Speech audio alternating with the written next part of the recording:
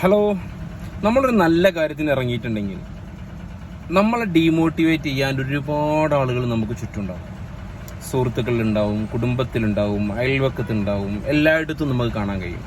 അറിയുന്നവരിലും അറിയാത്തവരിലൊക്കെ നമ്മളെ കുറ്റപ്പെടുത്താനും അല്ലെങ്കിൽ കളിയാക്കാനൊക്കെ ഒരുപാട് ആളുകളുണ്ടാവും. പക്ഷെ നമ്മൾ ചെയ്യുന്ന പ്രവൃത്തി കൃത്യമാണെങ്കിൽ, നമ്മൾ ചെയ്യുന്ന ബിസിനസ് അല്ലെങ്കിൽ നമ്മൾ ചെയ്യുന്നത് എന്തോ അത് പെർഫെക്റ്റ് ആണെന്ന് നമുക്ക് ബോധ്യപ്പെട്ടാൽ പിന്നെ നമ്മൾ ഈ പറയുന്ന അപ്പുറത്തേക്കും ഇപ്പുറത്തേക്കും ഡീമോട്ടിവേറ്റ് ചെയ്യുന്നവരിലേക്കും മറ്റുള്ളവരിലേക്കും നമ്മൾ തിരിഞ്ഞു നോക്കുന്നതിൽ യാതൊരു അടിസ്ഥാനമില്ല. നമ്മൾ മുന്നോട്ട് പോവുക എന്നുള്ളത് തന്നെയാണ്. നമ്മളൊരു സക്സസിലേക്ക് എത്തി, നമ്മൾ ഏകദേശം നമ്മൾ ഇതൊന്നും ഒരിക്കലും പിന്മാറുന്ന ഒരു പരിപാടിയില്ല, ഇവൻ ഇതുമായിട്ട് മുന്നോട്ട് തന്നെയാണെന്ന് തോന്നിക്കഴിഞ്ഞാൽ മെല്ലെ മെല്ലെ അവരുടെ കയ്യടികളൊക്കെ നമുക്ക് കിട്ടിത്തുടങ്ങും.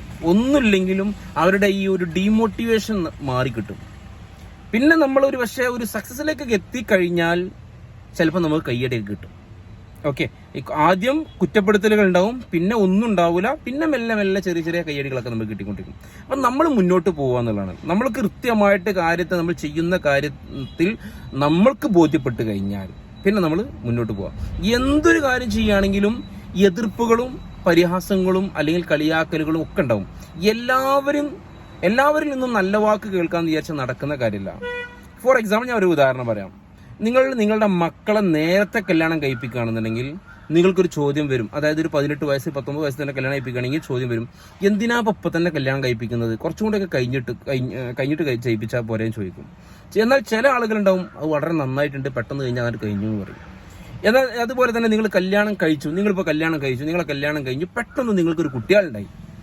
അപ്പോൾ ചോദിക്കും, കുട്ടികളൊക്കെ ഉണ്ടായിട്ടുണ്ടെങ്കിൽ പറയും, അപ്പോത്തിന് കുട്ടികളൊക്കെ ഉണ്ടായോ, കല്യാണം കഴിഞ്ഞിട്ടല്ലേ ഉള്ളൂ എന്ന് ചോദിക്കും. അങ്ങനെ ഒരു വിഭാഗം ആളുകളുണ്ടാവും.